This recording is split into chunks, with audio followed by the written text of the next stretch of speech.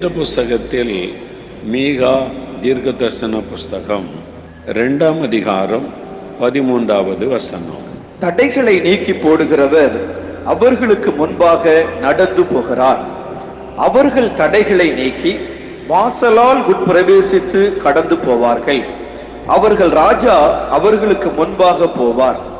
கர்த்தர் அவர்கள் முன்னணியில் நடந்து போவார். தடைகளை நீக்கி போடுகிறவர் அவர்களுக்கு முன்பாக நடந்து போவார். ஆண்டவருக்கு நிறைய பெயர்கள் உண்டு. வல்லமையுள்ள தேவன், பயங்கரமான பராக்கிரமசாலி, நீதியின் தேவன், நம்பிக்கையின் தேவன், அதிசயங்களை செய்கிறவர். இப்படி அவருக்கு நிறைய பெயர்களை வேத புஸ்தகத்தில் நம்ம பார்க்கிறோம்.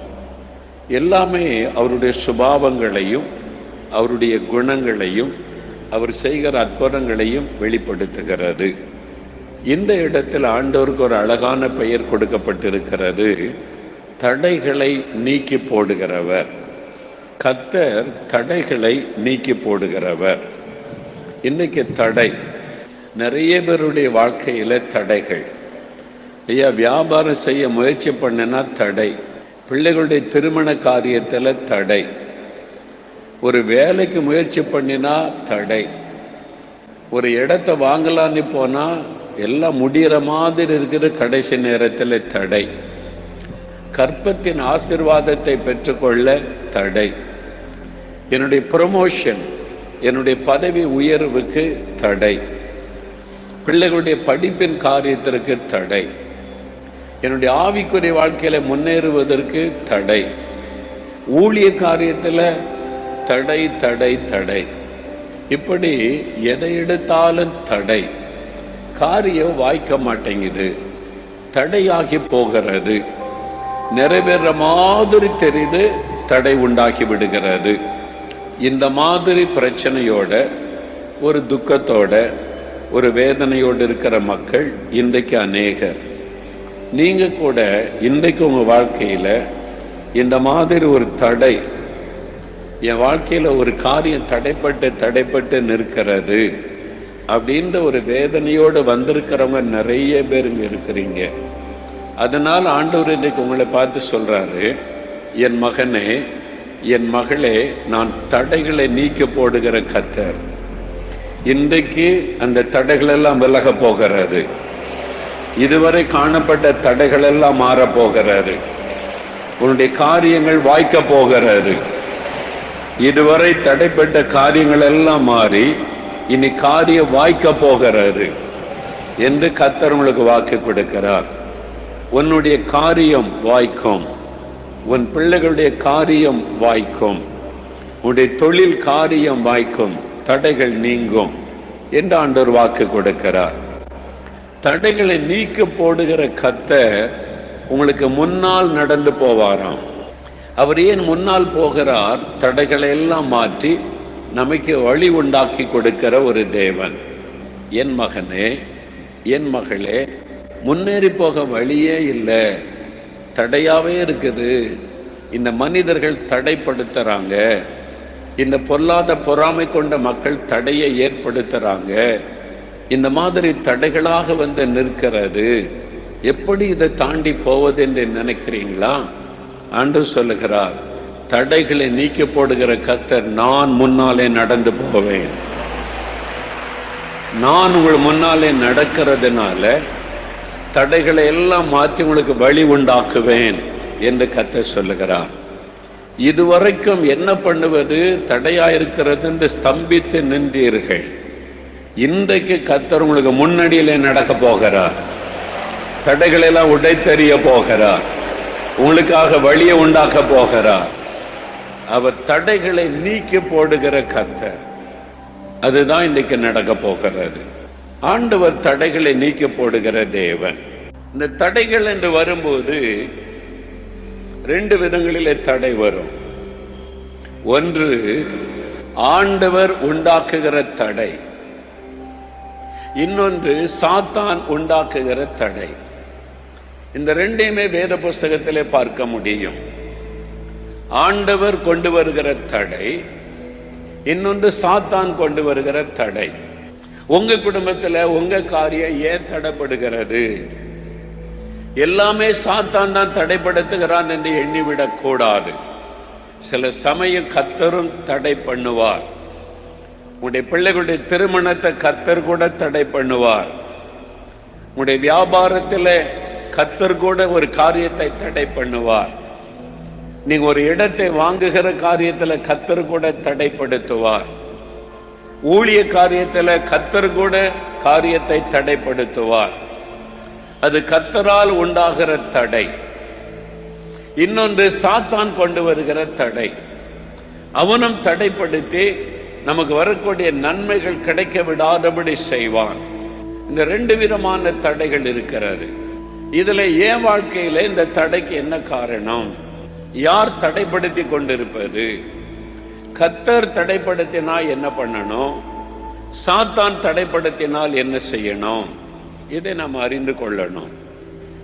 அறிந்து கொண்டு சரியா செயல்பட்டால் இந்த தடையை கர்த்தர் மாற்றி காரியத்தை வாய்க்க பண்ணுவார். அல்லேலூயா. ஆண்டவரால் உண்டாகிற தடை கர்த்தர் கூட தடைப்படுத்துவாரா? தடைப்படுத்துவார். வேத புஸ்தகத்துல அப்போஸ்தலர் நடபடிகள் 16ஆம் அதிகாரம் 6வது வசனம் வாசிக்க கேட்போம். அவர்கள் பிரிகியா கலாத்தியா நாடுகளை கடந்து போன போது ஆசியாவிலே வசனத்தை சொல்லாதபடிக்கு பரிசுத்த ஆவியினாலே தடை பண்ணப்பட்டு பரிசுத்த ஆவியினாலே தடை பண்ணப்பட்டார்கள். பரிசுத்த ஆவியை கொண்டு தடைப்படுத்துகிறவர் யார்? கர்த்தர். வானத்தை பூமி உண்டாக்கின தேவன் தன்னுடைய பரிசுத்த ஆவியானவரை கொண்டு ஒரு தடையை உண்டாக்குகிறார். எதற்காக? பவுலும் அவனை சார்ந்த ஊழிய குழுவினரும் ஊழியத்துக்கு புறப்படுறாங்க. அப்போ ஆசியா கண்டத்துல சுவிசேஷத்தை அறிவிக்க முயற்சி பண்றாங்க. ஆவியானவர் தடைப்படுத்துகிறார். ஆண்டவர் தடைப்படுத்த, இங்க ஊழியம் செய்ய வேண்டாம், எனக்கு ஊழியம் செய்ய வேண்டாம்னு கர்த்தர் சொல்லுவாரா? சொல்லுவார். ஆமென் சொல்லுங்க. இங்க செய்ய வேண்டாம் அப்படின்னு சொல்லுவார். என்னங்க சொல்லியாச்சுங்க, அவசியம் இல்லை, தேவையான ஒரு இடத்துக்கு நீங்க போகணும் என்பதற்காக தடைப்படுத்துவார். அல்லேலூயா. ஒரு கிராமத்துக்கு சுவிசேஷம் அறிவிக்க போறீங்க, ஊரே திரண்டு வந்து எங்களுக்கு வேண்டாம், அந்த இயேசு பேர்ல எங்களுக்கு சொல்ல வேண்டாம், போங்க அப்படின்னு சொன்னா தடை ஏற்படுத்துறாங்க. ஊரே திரண்டு வந்து எங்களுக்கு இயேசு வேண்டாம்னா உங்களுக்கு இயேசு பற்றி நல்லா தெரிஞ்சிருக்குது, அப்படிதானே? யாரோ சொல்லி இருக்கிறாங்க, இயேசு பற்றி தெரிஞ்சிருக்குது, அதனால வேண்டான்றாங்க. அப்ப என்ன அர்த்தம்? இவங்களுக்கு சொல்லியாச்சு, இன்னொரு முறை சொல்ல வேண்டாம், பக்கத்து கிராமத்தில் இயேசு பற்றி தெரியாது, அங்க போங்கப்பா அப்படின்னு ஆண்டவர் புதிய வழியை திறக்கிறார்னு அர்த்தம். அல்லேலூயா சொல்லுங்க. ஆவியானவர் தடைப்படுத்துவார். சுவிசேஷம் அறிவிக்காதபடி, ஊழியம் செய்யாதபடி ஆவியானவர் தடைப்படுத்துவார். அது தேவனால் உண்டாகிற தடை. இந்த கிராமத்துல ஒரு கடை ஆரம்பிக்கணும், இந்த பட்டணத்துல ஒரு சூப்பர் மார்க்கெட் ஆரம்பிக்கணும், நீங்க முயற்சி பண்ணீங்க, தடை. கர்த்தரே ஒருவேளை அதை தடைப்படுத்த கூடும். ஏன்னா இதை விட பெஸ்டான ஒரு இடத்துல உங்களுக்கான வழியை தரப்பார். இது தேவ சித்தம் அல்ல, இது பின்னால பாதிப்பை உண்டாக்கும், அதற்காக கர்த்தர் தடைப்படுத்துவார். இப்ப அடுத்த வசனத்தை நீங்கள் வாசிக்கும் போது, மீசியா தேசம் மட்டும் வந்து பித்தினியா நாட்டுக்கு போக பிரயத்தனம் பண்ணினார்கள், ஆவியானவரோ அவர்களை போக ஒட்டாதிருந்தார். ஆவியானவர் தடைப்படுத்துகிறார், இங்க போக வேண்டாம். முதல்ல ஒரு இடத்துக்கு போக நினைக்கிறாங்க, தடை. இப்ப இந்த இடத்துக்கு போகலாம் நினைச்சா அதையும் ஆண்டவர் தடைப்படுத்துகிறார். ஏன் ஆண்டவர் தடைப்படுத்துகிறார்? கர்த்தரால் ஒரு காரியம் தடைப்படுத்தப்பட்டால் அதை நம்ம அறிந்து கொள்ளணும். நம்ம தடை வந்துட்டாலே பிசாசு பிசாசு பிசாசன் தடை உண்டாக்கிட்டான் அப்படின்னு நினைக்கிறோம். முதல்ல கணிக்க தெரியணும், இது கர்த்தரால் உண்டான தடையா சாத்தானால் உண்டான தடையா?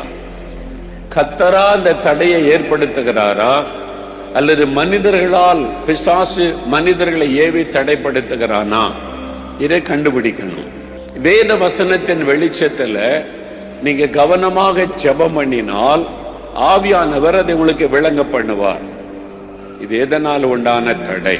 சமீபத்தில் ஒரு குடும்பத்தார் வந்தாங்க, தன் மகளை கூட்டிட்டு வந்தாங்க. நீட் தேர்வு எழுதுனா, நீட் எக்ஸாம் டாக்டருக்கு படிக்கணும், ரொம்ப ஆசையா படிச்சு எழுதினா, ஆனா சீட் கிடைக்கல, மெடிக்கல் சீட்டு கிடைக்கல. எக்ஸாம் எழுதுனா பாஸ் மார்க் தான், ஆனா அவங்க எதிர்பார்த்த அளவுக்கு மார்க் இல்லாதனால கிடைக்கல. ஒரே அழுக, கண்ணீர், தடை. நான் டாக்டருக்கு படிக்கணும்னு படித்தேன், எதுக்கு டாக்டர் நினைச்சேன்? கர்த்தருக்கு ஊழியம் செய்யணும். இன்னைக்கு எல்லா பிள்ளைகளுக்குமே பெற்றோருக்கும் என்ன தரிசனம்னா, பிள்ளைகள் ஊழியம் செய்யணும்னா டாக்டர் ஆயிடணும். இங்க நிறைய டாக்டரை நான் பார்க்குறேன், ஊழியமே செய்யாம பணத்துக்காக வேலை செய்யற கிறிஸ்தவ டாக்டர்ஸையும் பார்க்குறேன். நான் உண்மையா ஊழியம் செய்யறவங்க 1-2 பேர் தான் இருக்கிறாங்க. சொல்றது என்னது? என் பிள்ளை ஊழியம் செய்யணும், ஊழியம் செய்யணும், ஊழியத்துக்கு படிக்க வைங்க. பைபிள் காலேஜுக்கு அனுப்பி 2 வருஷம் படிச்சுட்டு ஊழியம் செய்யணும் சொல்லுங்க. டாக்டர் ஆகி தான் ஊழியம் செய்யணுமா? டாக்டர் ஆகியும் ஊழியம் செய்யலாம், என்ஜினியர் ஆகியும் ஊழியம் செய்யலாம், டீச்சர் ஆகியும் ஊழியம் செய்யலாம், நர்ஸ் ஆகியும் ஊழியம் செய்யலாம், பைபிள் காலேஜில் படித்தும் ஊழியம் செய்யலாம். ஊழியம் செய்யறதுக்கு எல்லா வாய்ப்பும் இருக்கிறது. ஆனால் இன்னைக்கு நிறைய பெற்றோரோ பிள்ளைகளை சொல்ற ஒரு சாக்கு, நீட்டு தேர்வு ஏன் எழுதுற, நான் ஊழியம் செய்யணும். என்ன ஊழியம்? டாக்டர் ஆகி ஊழியம் செய்ய போறாங்களாம். டாக்டர் ஆன உடனே டைமே இல்லைம்பாங்க. நிறைய பார்த்துருக்கேன் நான், ப்ராக்டிக்கலாக நாங்கள் பார்க்குறோம். நம்மளும் ஆஸ்பத்திரி நடத்துகிறோம். ஊழியம் செய்கிற டாக்டர் கிடைப்பாங்களேன்னு தேடி தேடி பார்த்தா காசுக்கு தான் வேலை செய்கிற ஆட்கள் தான் வர்றாங்க. கிறிஸ்தவங்க தான் 1-2 தான் ஊழியம் செய்யறதுக்குன்னு வர்றாங்க. நீட்டு தேர்வு எழுதுகிற எல்லாருக்குள்ள கனவு டாக்டர் ஆயிடணும், டாக்டர் ஆயிடணும். தமிழ்நாட்டில் பல லட்சம் பேர் நீட் எக்ஸாம் எழுதுறாங்க. எல்லாரும் பாஸ் ஆயிட்டா எல்லாருக்கும் மெடிக்கல் காலேஜில் இடம் கிடைக்குன்னு நினைக்கிறீங்க? நீட் எக்ஸாம் எழுதுகிற எல்லாருக்கும் டாக்டருக்கு படிக்கிறதுக்கு இடம் கிடைக்கணுமானா இன்னும் 1000 மெடிக்கல் காலேஜ் கட்டணும். நம்ம நினைப்பேன் அப்படி, இதுதான் ஊழியத்துக்கு, இதுதான் ஊழியத்துக்கு அப்படி ஒரு வார்த்தை போட்டுட்டா கர்த்தர் நமக்கு எல்லாம் செஞ்சிருவார்னு நினைக்கிறாங்க. ஒரே அழுக. நீட்டு தேர்வு எக்ஸாம் எழுதுனேன், நான் டாக்டர் படிக்கணும், ஆண்டருக்கு ஊழியம் செய்ய நினைச்சேன். இல்லை, உண்மையா டாக்டருக்கு படிச்சு ஊழியம் செய்யறவங்க ஒரு கூட்டம் இருக்காங்க, இல்லைன்னு சொல்லலை. உண்மையா கர்த்தருக்காக டாக்டருக்கு படிச்சு இயேசுதான், பணம் எனக்கு முக்கியம் இல்லை அப்படின்னு ஊழியம் செய்யற டாக்டர்ஸும் இருக்கிறாங்க. ஒரு 10% இருக்காங்க, அவ்வளவுதான். கிறிஸ்தவ டாக்டர்ஸ்ல ஒரு 10% தான் அப்படி இருக்கிறாங்க. சரி, இந்த மகள் வந்து அழுதாள். அப்ப நான் சொன்னேன், நீட் எக்ஸாம் எழுதி டாக்டருக்கு படிச்சு ஊழியம் செய்யணும் நீ நினைக்கிற, கர்த்தர் இதை விட ஒரு பெரிய பிளான் வச்சிருப்பார், மாஸ்டர் பிளான். ஒன்றை வச்சு இதை விட ஒரு பெரிய காரியத்தை செய்யறதுக்கு பிளான் வச்சிருப்பாரு. அதுக்காக ஆண்டவர் தடைப்படுத்தக்கூடும் அப்படின்னு என் அனுபவத்தை சொன்னேன். நானும் அப்போ 50 வருஷத்துக்கு முன்னால ஸ்கூல்ல படிக்கும் போது எங்க அப்பா சொல்லியிருந்தான், எவ்வளவு பணம்னாலும் செலவு பண்றோம், நீ பாஸ் ஆகிட்ட மெடிக்கல் காலேஜில் படிக்க வைக்கிறோம், டாக்டர் ஆக்குறோன்னு எங்கள் அப்பா எனக்கு சொன்னாங்க. எவ்வளோ பணம்னாலும் செலவு பண்ணி உன்னை படிக்க வைக்கிறோம் அப்படின்னு சொல்லி. நானும் அந்த வருஷம்தான் ரட்சிக்கப்பட்டேன், அதுக்கு முன்னால் ரட்சிக்கப்படல. அந்த வருஷம்தான் ரட்சிக்கப்பட்டு நல்ல ஜெபம் பண்ணி எக்ஸாம் எழுதி மார்க் எடுத்துட்டு டாக்டருக்கு படிச்சிடலாம், டாக்டர் ஆயிடணும், அப்பா அம்மா எவ்வளோ பணம்னாலும் செலவு பண்ண ரெடின்னு சொல்கிறாங்க, அதனால நம்ம டாக்டர் ஆயிடணும் அப்படின்னு ஒரு கனவு, தரிசனம் எல்லாருக்கும் இருக்குல்ல. சொல்கிறவங்களாம் அப்படி தான் சொல்லுவாங்க, தரிசனம்லாம் கண்டேன், நானும் தரிசனம்லாம் கண்டேன், டாக்டர் ஆயிரண்ட மாதிரி தரிசனம். என்னாச்சு? ஒரு வருஷமா ஃபெயில் ஆகாத நான் ரட்சிக்கப்பட்ட அந்த வருஷம் தான் ஃபெயில் ஆனேன். கைத்தட்டுங்க, அதுக்கு கூட நல்லது தானே. ஏன் கை தட்டினீங்கன்னா, நான் ஃபெயில் ஆனதுனால தான் இன்னைக்கு உங்களுக்கு ஆசீர்வாதமா இங்க வந்து நிக்கிறேன். அல்லது எங்கேயோ ஒரு ஆஸ்பத்திரியில் உட்காந்துக்கிட்டு 4 பேஷண்ட்டை கவனிச்சுக்கிட்டு இருந்திருப்பேன். இன்னைக்கு இத்தனை லட்சங்களுக்கு ஆசீர்வாதமா இருக்க காரணம், அங்கே தேவன் தடையை உண்டு பண்ணினார். அல்லேலூயா. பெற்றோர் பிள்ளைகள் அறிந்து கொள்ளுங்க, தேவன் தடைப்படுத்த இடம் கொடுங்க.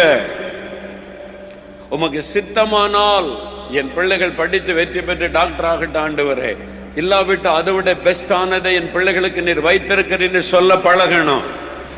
ஆமேன் சொல்லுங்க. ஆண்டவர் தடைப்படுத்தினால் ஒரு பெஸ்டான வழியை வைத்திருக்கிறார்னு அர்த்தம். நான் தோல்வி அடைந்த உடனே என் படிப்பில் ஒரு தடை உண்டானது. நான் எதிர்பார்த்து போன படிப்பை படிக்க முடியாதபடி தடை உண்டானது. என்னுடைய தரிசனம், டாக்டர் கனவு சிதைக்கப்பட்டு போனது. எல்லாமே முடிந்து விட்டதை போல ஒரு உணர்வு. என்றால் ரொம்ப ஆசையோட எதிர்பார்ப்போட படித்து வந்து ஏன் எனக்கு இந்த தோல்வி என்கிற ஒரு பெரிய கேள்வி. ரொம்ப மனம் உடைந்து போன சமயம் ஆண்டவர் சொன்னார், மகனே, உனக்கு பின்னால நான் வரமாட்டேன், எனக்கு பின்னால நீ வா. நான் முன்னால போறேன், எனக்கு பின்னால வான்னு சொன்னார். அல்லேலூயா. இதுதான் கர்த்தர் எனக்கு சொன்னார். உனக்கு பின்னால நான் வரமாட்டேன். ஆண்டவர், டாக்டர் படிக்க போறேன், என் பின்னால வாங்க. நான் இங்க படிக்க போறேன், அங்க படிக்க போறேன், என் பின்னால வாங்க. அப்படி நான் எனக்கு பின்னால நீ வா, நான் உன்னை கரெக்டா நடத்துவேன். அப்பதான் நான் அறிந்து கொண்டேன், இது கர்த்தரால் உண்டான தடை. இந்த தோல்வி கர்த்தரால் வந்த தோல்வி. அதை ஏற்றுக்கொள்கிற மனம் நமக்கு வேண்டும். ஆண்டவர் சில சமயத்தில் தடையை ஏற்படுத்துவார், தடையை உண்டாக்குவார். உங்களுடைய பிசினஸ்ல, உங்களுடைய ஊழியத்துல, உங்களுடைய பிள்ளைகள் காரியத்துல, திருமண காரியத்துல சில சமயம் ஆண்டவர் தடைகளை ஏற்படுத்துவார். ஏன்? இதோட பெஸ்டான ஒரு காரியத்தை கர்த்தர் வைத்திருக்கிறார். அந்த ஆசீர்வாதத்தை நீங்கள் இழந்து விடக் கூடாது என்பதற்காக ஆண்டவர் தடைப்படுத்துவார்.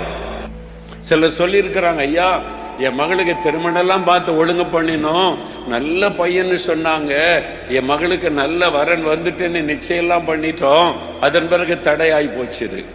திருமணம் தடையாகி விட்டது.